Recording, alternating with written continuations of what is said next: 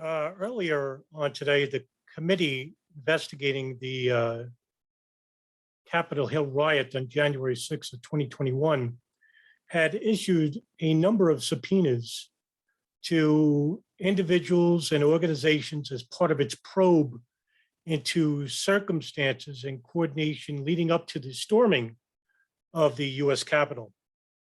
A huge offense on our nation's democracy. Boy, give me a break. The panel had sent letters requesting that others voluntarily appear or provide information. Contacted for voluntary interviews were Sean Hannity of Fox, Scott Perry, Jim Jordan, Kevin McCarthy. And those subpoenaed were Stephen Miller, Kayleigh McEnany, and other White House, former Trump White House officials. And why am I making a big stink about this? Well, let me tell you something. If you think one directed death or the attack of the nation's problems, which is the Capitol, the federal government is the problem, then I would say, why stop there? If we're going to play police and be the moral authority that we pretend to be, why don't we start trying to charge people for the more serious crimes, for serious offenses? For example, why don't we charge John Yoo, who's a former White House legal counsel lawyer under the Bush Jr. administration? You have been principally associated with his work in the Department of Justice Office of Legal Counsel under Attorney General John Ashcroft during the Bush administration. Yu's expansive views of presidential power led to a close relationship with Vice President Dick Cheney. And he also played an important role in developing a legal justification for the Bush administration's policy in the war on terrorism, arguing that prisoner of war status under the Geneva Conventions does not apply to enemy combatants captured during the war in Afghanistan and held at Guantanamo Bay detention camp. Now, he's also behind the Bybee memo, which is known as the Enhanced Interrogation Techniques memo. And Yu's memos narrowly define torture and American habeas corpus obligations in which they authorized what was called enhanced interrogation techniques and were issued by the CIA. Yu argued in his legal opinion that the president was not bound by the War Crimes Act and that Yu's legal opinions were not shared by everyone in the Bush administration, including Secretary of State Colin Powell, who strongly opposed what he saw as an invalidation of the Geneva Conventions. What happened? Well, in future talks with people like John Yoo and David Addington and people at the legal counsel who were close with Dick Cheney, they decided not to involve Colin Powell. And later, they decided not to involve Attorney General John Ashcroft because the memo that John Yoo helped to create was to allow the president unprecedented power in labeling who is an enemy combatant. And while they're in detention here inside the United States at Guantanamo Bay, that they are not allowed or afforded any of the rights in the Geneva Convention, including the lawyer, went to see a lawyer, how long they stay in detention for, and most of all, they could be held indefinitely without charge. I would say that John Yoo is guilty of at least a number of crimes here. David Addington, also of a White House legal counsel, in a declassified CIA congressional briefing memo on February 4, 2003, the CIA's general counsel described the process by which enhanced interrogation techniques were approved by a bevy of lawyers for the National Security Council, like John Yoo and David Addington, the vice president's office, and the Justice Department, which makes it likely that David Addington was aware of the coercive methods, if not one or more of the torture memos as well. Although it is not clear exactly what the CIA memos meant by the word approved, as none of the lawyers mentioned was in a chain of command that approved CIA operations, and the White House level lawyers relied on Justice Department legal opinions rather than developing and issuing legal opinions of their own. And there's a number of different press reports that also state that David Addington reportedly took a leading role in pressing for the use of torture or the so-called enhanced interrogation methods for interrogators when a delegation of top Bush administration attorneys traveled to Guantanamo Bay, the detention camp, in September of 2002 to observe the operations there. But Addington conveniently doesn't mention this and emphasized that he didn't care to mention this when he was giving testimony at the House Judiciary Committee. I would think that he's lying there. So he's also behind a number of these absurd law defining memos and decrees that help to shape the torture methods or the enhanced interrogation techniques used by the CIA, approved by White House lawyers and ultimately approved by Dick Cheney, the vice president, George Bush, the president, but Cheney really is the president.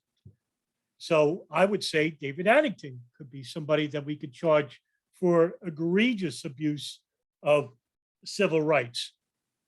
What about a number of neoconservatives who approved for the war of Iraq? The 2003 invasion of Iraq remains one of the most controversial interventions of the 21st century, in which the primary justification was arguably provided by the Bush Doctrine, which is a collection of foreign policy principles that became most apparent in the National Security Strategy, or the NSS, which is published by the White House National Security Council in 2002. Connections with the neoconservative ideology and the Bush Doctrine are clear for everyone to see. And the number of the neocons included William Kristol, Robert Kagan, Richard Perle, Douglas Feith, Paul Wolfowitz. So, I mean, let's start with Paul Wolfowitz. Paul Wolfowitz's job was of finding weapons of mass destruction and providing justification for the attack of Iraq, and that he would evidently allow it to fall to the intelligence services. But according to a number of White House officials, it was Donald Rumsfeld, Secretary of Defense, and Paul Wolfowitz, who was the, at this point, the Deputy Secretary of Defense, but when they believed that while the established security services had a role, they were too bureaucratic and too traditional in their thinking. So what did Rumsfeld and Paul Wolfowitz do? They created a unit, a very specific unit called the Office of Special Plans, which is based in the US Defense Department. According to an unnamed Pentagon source, which is usually quoted by Seymour Hersh, the legendary independent reporter, the Office of Special Plans was created in order to find evidence of what Wolfowitz and his boss, Defense Secretary Rumsfeld, believed to be true, that Saddam Hussein had close ties to al-Qaeda, and that Iraq had an enormous arsenal of chemical, biological, and possibly even nuclear weapons that threatened the region and the United States. And very few people were allowed within this unit, and that didn't include Colin Powell, Condoleezza Rice. And within months of being set up, the Office of Special Plans rivaled both the CIA and the Pentagon's Defense Intelligence Agency.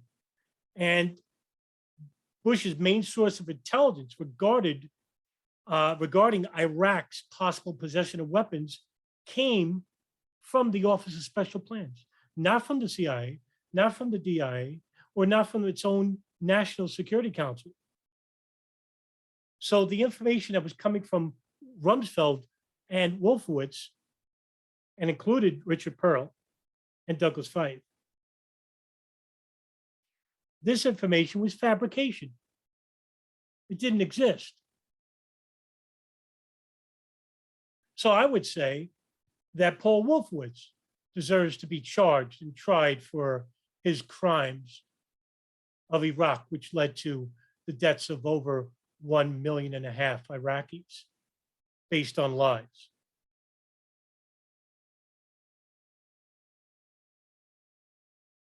What about Richard Perle? Like many in the neoconservative movement, it was Perle who had long been an advocate of regime change in Iraq, well before even the attacks of September 11th. In 1998, Richard Perle led an effort known as the Project for New American Century, which was created by William Kristol and Robert Kagan.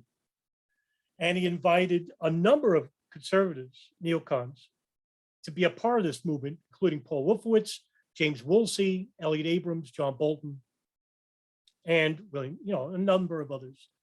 And the project accumulated in a letter sent to then President Bill Clinton, who called for the forcible military overthrow of Saddam Hussein, forcing him out. And prior to and after the 2003 invasion of Iraq, Richard Perle held several exclusive meetings at his home where he discussed issues regarding American foreign policy on Iraq in an effort to help fund their goals. And Ahmed Chalabi, who is an Iraqi-born businessman and founder of the Iraqi National Congress, helped Richard Perle secure millions of dollars from the US government in 1990, in which Chalabi was one of the key figures driving the war in the first Gulf War, and helped transmit important information to US Congress and the public that would successfully help sell the Iraq war effort a second time. And both men basically had something in common, that they wanted the Hussein regime forcibly deposed using the US military by any means necessary.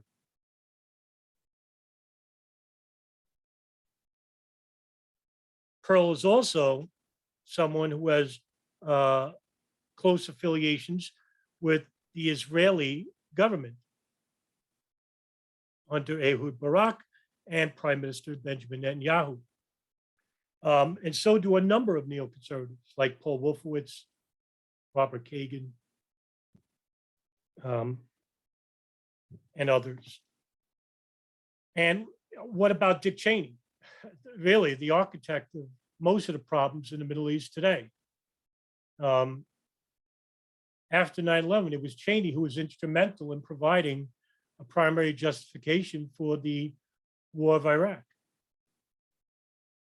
And it was Cheney, not Bush, who helped shape Bush's approach to the war on terror, in which he was making numerous public statements alleging Iraq possessed weapons of mass destruction, and making several personal visits to CIA headquarters where he questioned mid-level agency analysts on their conclusions. Cheney continued to allege links between Saddam Hussein and al-Qaeda, even though President Bush's received classified presidential daily briefs indicating that US intelligence committee had no evidence linking Saddam Hussein to the September 11th attacks. So Dick Cheney just fabricating information. Who did he rely on? The Office of Special Plans, headed under Paul Wolfowitz, Douglas Feith, you name it, Richard Perle.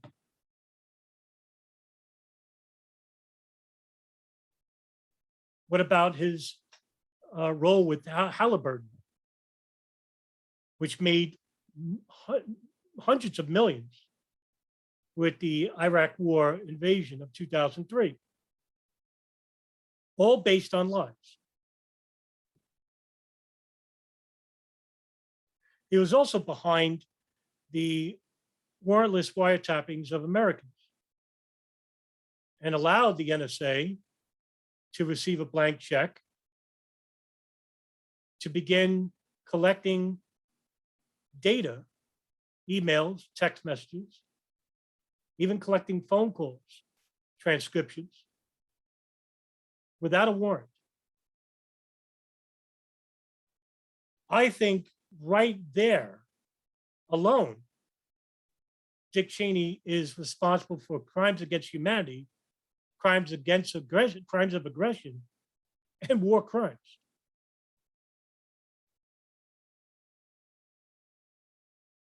Let's not keep a Republican. How about Democrat?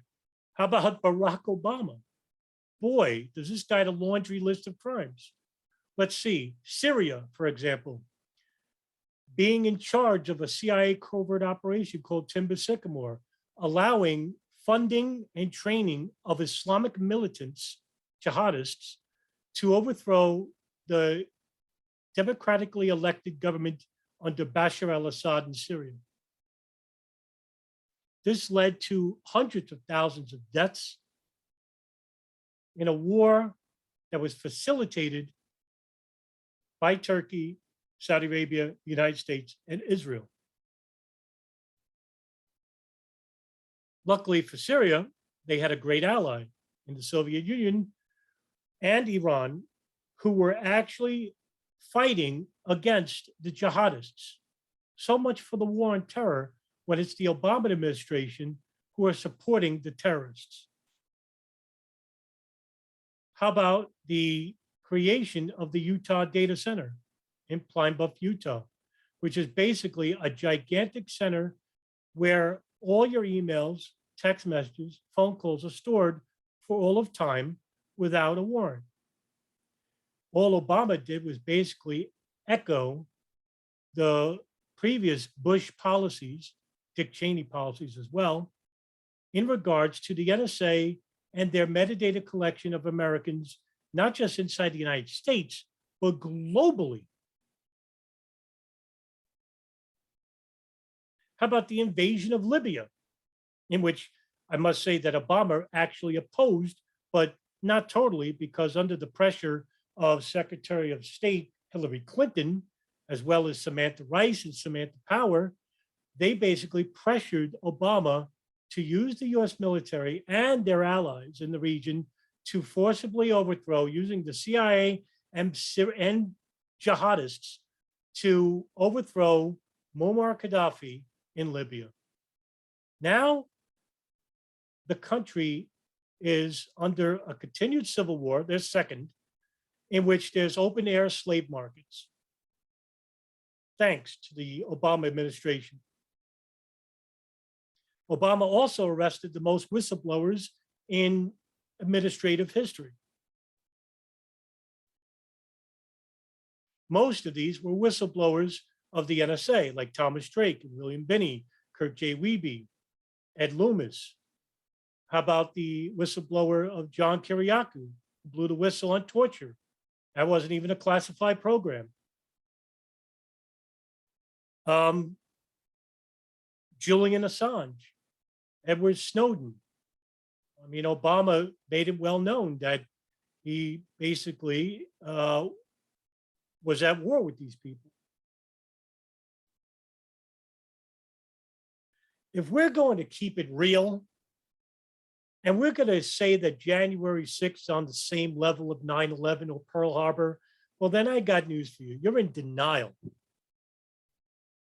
January 6th is a failed attempt at keeping criminals honest. Now, I'm not saying that those idiots who created that riot on January 6th were under any moral obligation. I mean, they went there on the premise that the election was stolen. All elections are stolen. They're all manipulated. We do it to other countries. You don't see these people ransacking the US Capitol for that, do you? No, it's a wasted opportunity. That's what I think.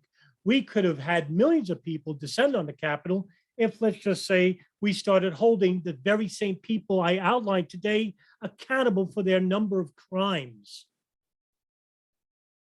What about maybe, oh, I don't know, how about holding the same people accountable for what they did to this country economically and spiritually during the pandemic? Because they lied to us about that. And they destroyed small businesses while they gave big businesses funding through the US coffers, millions of dollars to companies like Target and Walmart. Meanwhile, your mom and pop stores, they're never opening again. Take a look at Lower Manhattan. If you live in New York, you'll see that we're never going back. The homelessness rates and the stagnation of our economy, nothing is coming back. So, like I said, if we're really going to keep it honest, we're really going to say that what happened on January 6th is any worse than the number of criminals and crimes that I outlined, then, like I said, you're in denial, and that will probably be the death of this country. Let's hope not.